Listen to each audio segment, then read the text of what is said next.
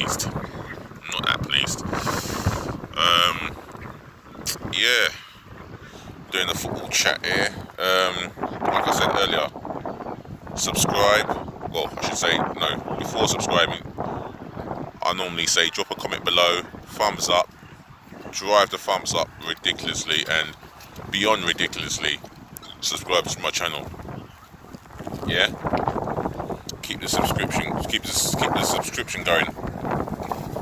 I'm only 985 subscription left before I can do my live streaming. So yeah, please help me subscribe so I can do some live streaming in the future. Yeah. Other than that,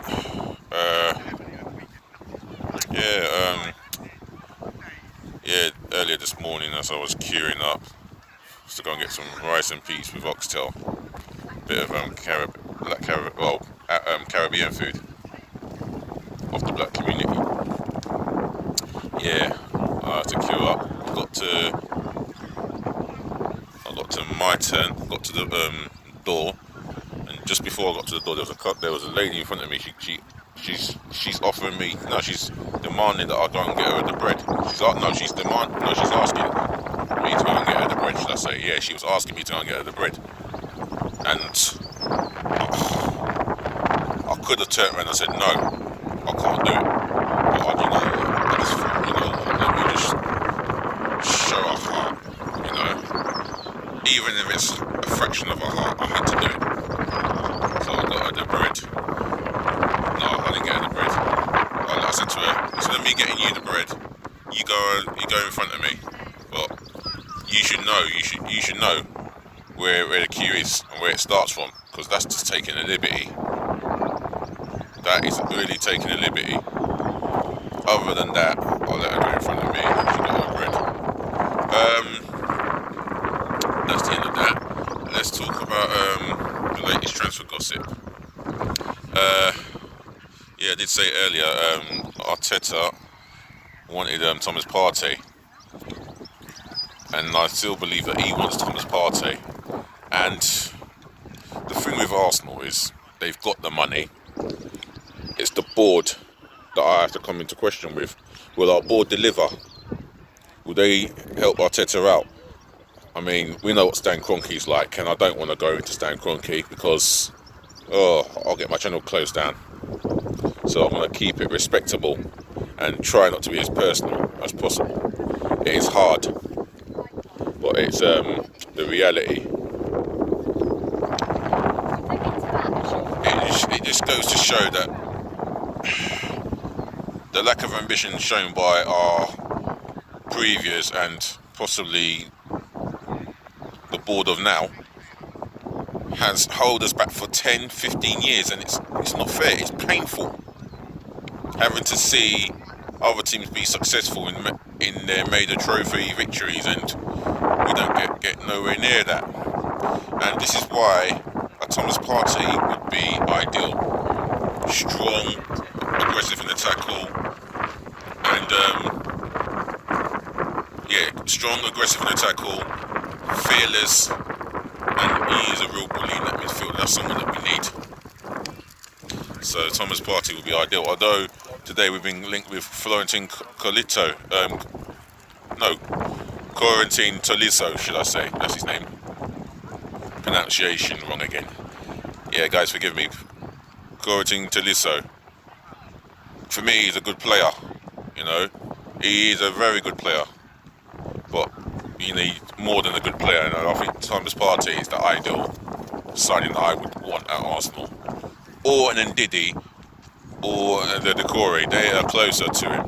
They're the closest that we can get to him. Big, strong, physical players that will not be bullied and not tolerate any bullies. No way near. Right, Chelsea and Arsenal are both linked with Boateng, and like I said earlier in my recordings before, they're going to get me through. Anyway, I don't think Boateng's better than the centre-halves that Chelsea have. Christensen, even Zuma, Odegaard, Tomori, he might be a little bit better than Socrates. He might be a little bit better than Lewis. But for me, he's not what I would like to see. Like I said, the number Meccano is ideal, or a Nathan Ake. But even the Lewis Dunk, these are the sort of players that we should be looking at.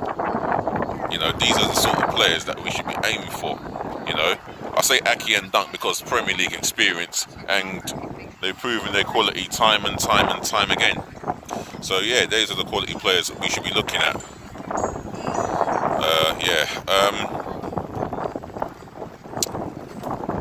Apart from that, Anapa Meccano, I did watch him in one game against Tottenham. He was suspended for the first leg. It would have been ideal to watch him in 2 legs, but 1 leg was enough. But some have watched him more than I have. I watched him live once, and he had an amazing game against Tottenham in that second leg. He was immense, solid, quick, strong, and physically aggressive. He's ideal for our back four. So for me, Thomas Partey. The other player I would like to see, or possible, I would like to gamble on Jonathan David. I mean, he's quick. He seems ideally quick, skillful, technically clever on the ball and on off the ball, and he creates space as well. And he's technically gifted in terms of beating the player on the ball. And he could be the ideal Arsenal player, I mean, there's some big clubs after Jonathan David, the Canadian international, not just Arsenal. So I think it'd be ideal if we could sign him as a possible replacement for Aubameyang. But for me, I'd rather sell Lacazette than Aubameyang all day. But that's enough about the Arsenal. Let's move on to other things. Let's move on to other things. Mesut Ozil's agent. I was going to move on to other things, but I'm going to talk about Mesut Ozil's agent, the idiot. I don't know who he is. I don't know if it's Reppin or whatever his name is. Reppin. I think I've butchered his name there. So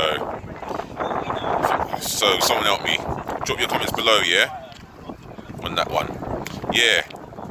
Whoever his agent is, he's come out, and he stated that he is not going to take a pay cut. Hold on. He's got a mouth of his own. He's got a brain, so he can make a decision for himself.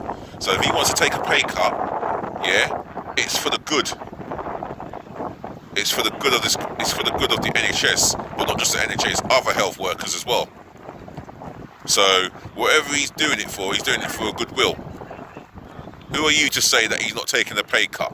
Because it won't pay you as much. It's only temporary anyway. And if you can't handle that, then Ozil should just sack you.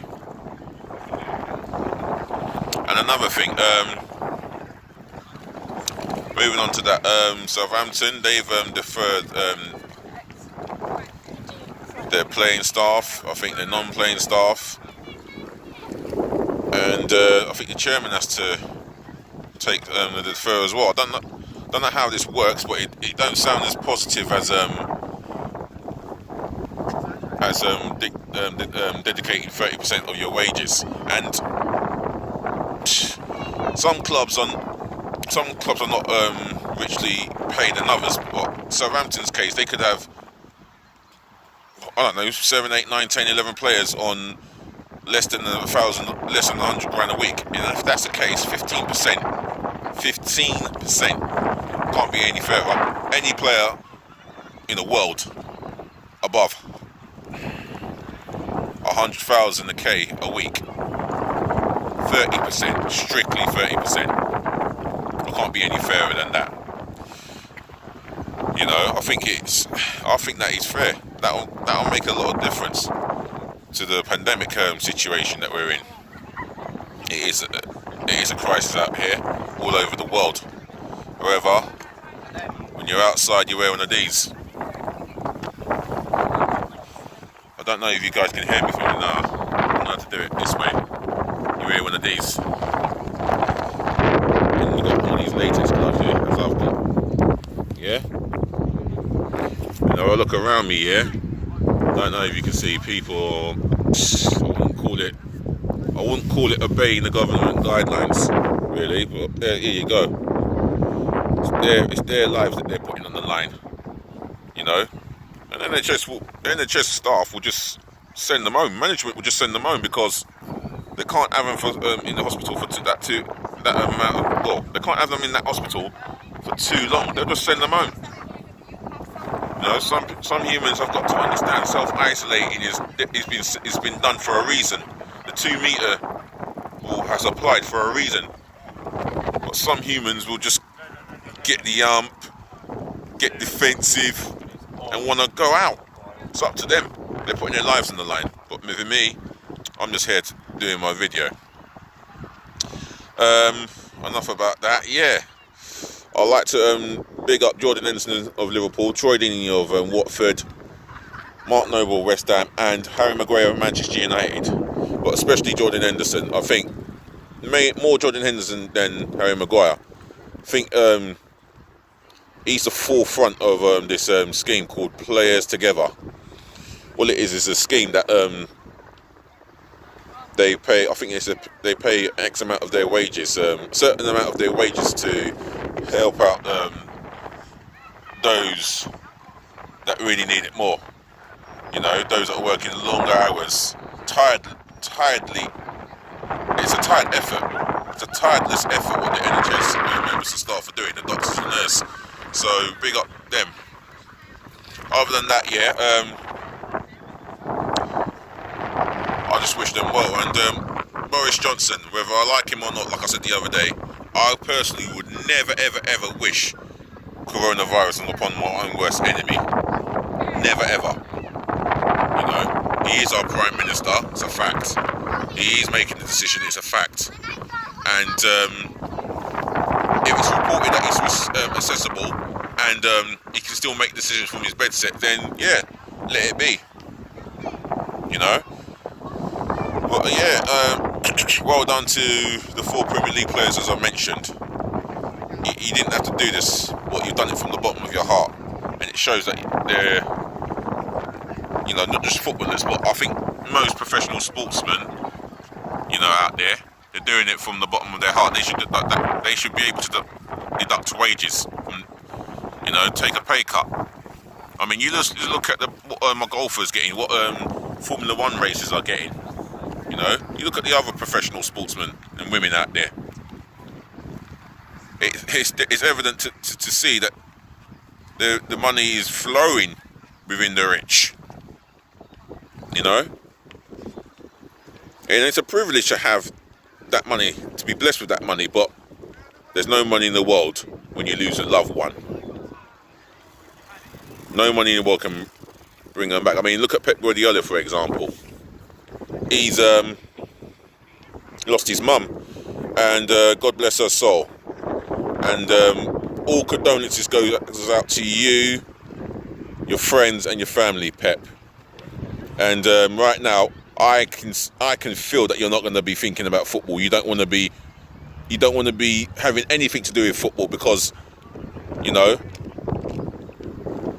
football is your passion, but right now it's not the be all or end all. Right, what else do I need to talk about? If I look at my sheet. Yeah, Jadon Sancho. I mean, he's been advised by it's been reported that Marco Reus has advised him to stay at Borussia Dortmund for 2 more years. Well, 2 more years is 2 years is still a little bit of a long way to go, but you never know. You never know, because come the end of next season, he might not feel the Borussia Dortmund way anymore. He might be fed up of being in the same changing room. He might have another move at heart, you know. So we just have to wait and see on that one. Although Man United are favourites for his signature, and if I'm being honest, I can only see him going Man United. I'd like to come back on Arsenal and the issue or this gossip about Arsenal not having any money and having to sell their best players. Nah, the money is there. I'm sick and tired of hearing it that we haven't got no money. There's money in that bank, at least a minimum of 200 million. The only problem I've got is Stan Kroenke teething money or taking money at Nilly Willy and contributing it towards the stadium he's building in America. I don't know if it's a baseball stadium or an ice hockey stadium. Whatever he's building, yeah, he should fund it out of his own pocket money. Leave Arsenal's money alone, using us as a cash cow. I just wish he just sold up. You know, the main reason why he's there is thanks to, well, one of the main reasons why he's there is one of 3 individuals naming Lady Nina Bracewell-Smith. Well done to you for selling your shares. But then again, without too much criticism, I wish you'd thought long and hard about it. You know, I hope you can see what he's doing to our club, because I know that we still got money. Despite you selling your shares to him, I know that we still got enough money to spend on players. It's not as if we're broke. All right, Man United could cope in this pandemic crisis. They're one of the richest clubs in the world. I don't regard them as the richest club in the world. One of the richest football clubs in the world, which is the truth. You know, they will get through this pandemic crisis. They have already stated that they've got plans to strengthen their squad this summer. So has Liverpool, and I would assume City have. They've not made too much noise up yet, but I assume they have. And we'll touch on Mikel Arteta. It's been reported that he's spying on them by using his GPS to make sure the players are fit, keeping healthy, eating and drinking healthy. So a strict diet regime going on there, yeah? The players should know how you stay anyway after 15 games. They should know how you stay. You know, and I believe in you, Mikel Arteta. I believe that you could be potentially a successful Arsenal manager, but you've only had 15 games. And more than a massive well done for you, you know, for overcoming the coronavirus. You know, it's a shame it happened to you, because you know that you're the youngest manager in the Premier League. And well done to Callum Hudson-Odoi as well. Massive well done for you, more than a massive well done for you for overcoming the coronavirus, which is it was not easy at all. God knows the pain that you were going through, but I wouldn't like to be in that hospital bed. So well done to the both of you. So I'm going to end it here. I'm going to say subscribe to my channel. Well, before I say subscribe to my channel, please leave your comments below. Drive the thumbs up button ridiculously, but more than ridiculously, and I'll say it again, please subscribe to my channel, yeah? Immensely. Please, please, please subscribe to my channel. So ladies and gentlemen, boys and girls, DLG has done from here, and I'm going to wrap it up, yeah? Thanks for giving me the time. And I thought I'd do it from outside because it's a beautiful weather, and then I'm getting this audience coming out of nowhere, or eyeballs coming out of nowhere, should I say. Wow, this is what happens when you decide to film outside instead of filming at home. But anyway, I'm wrapping this up, yeah? Peace out. Love and bless.